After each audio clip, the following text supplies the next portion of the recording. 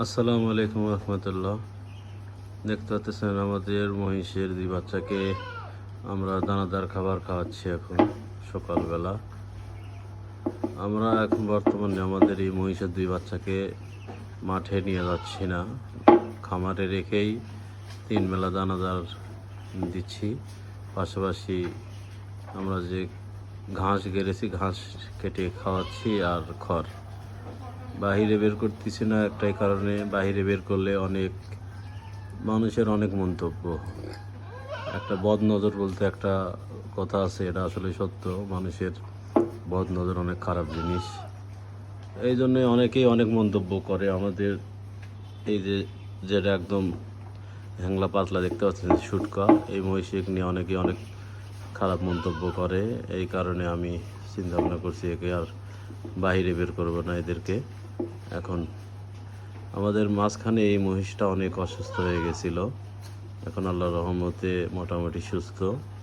আপনারা সবাই দোয়া করবেন আমাদের এই মহিষের দুই বাচ্চার জন্য, আমরা যেন সঠিকভাবে এদেরকে পরিচর্যা করে স্বাস্থ্য করতে পারি। কারণ আমি এই মহিষের বাচ্চাটিকে মানে একটু রিস্ক নিয়েছিলাম যে এই স্বাস্থ্য কম হয়েছে গিয়ে নিয়ে যা ট্রিটমেন্ট করব, খাওয়াবো, ক্লিয়ার হয়ে যাবে।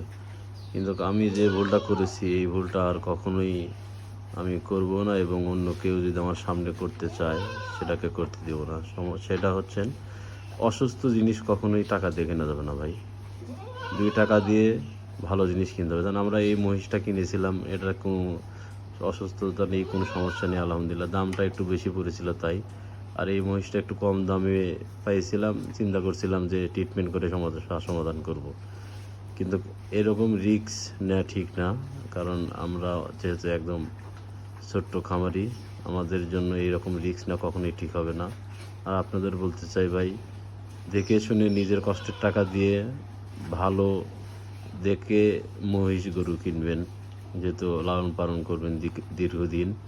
কারণ অসুস্থ গরু কিনলে বিভিন্ন সমস্যার সম্মুখীন হতে হয়। এই মহিষটা কিনছি আমাদের প্রায় 1 মাস প্লাস হবে, 1 মাস 5-10 দিন হবে, 40 দিনের মতন হবে আর কি কেনার বয়স।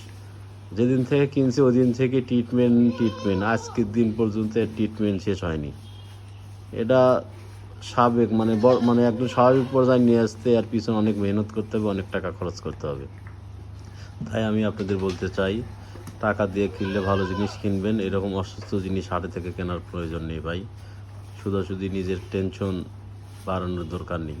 ভালো জিনিস কিনবেন, নিয়ে এসে খাওয়াবেন, ইনশাআল্লাহ 2-4 টাকা হলে আসবে। রিস্ক নেওয়ার দরকার নেই, এগুলো জীবজনার, এগুলো রিস্ক নেওয়ার জিনিস না ভাই। আমি আমার অভিজ্ঞতা থেকে এটা বললাম, আমরা কখনোই আর এরকম ধরনের রিস্কে যাব না। আপনারা সবাই ভালো থাকবেন, সুস্থ থাকবেন, আমাদের জন্য দোয়া করবেন। পরবর্তী ভিডিও দেখার জন্য আমাদের সাথেই থাকবেন। আল্লাহ হাফেজ।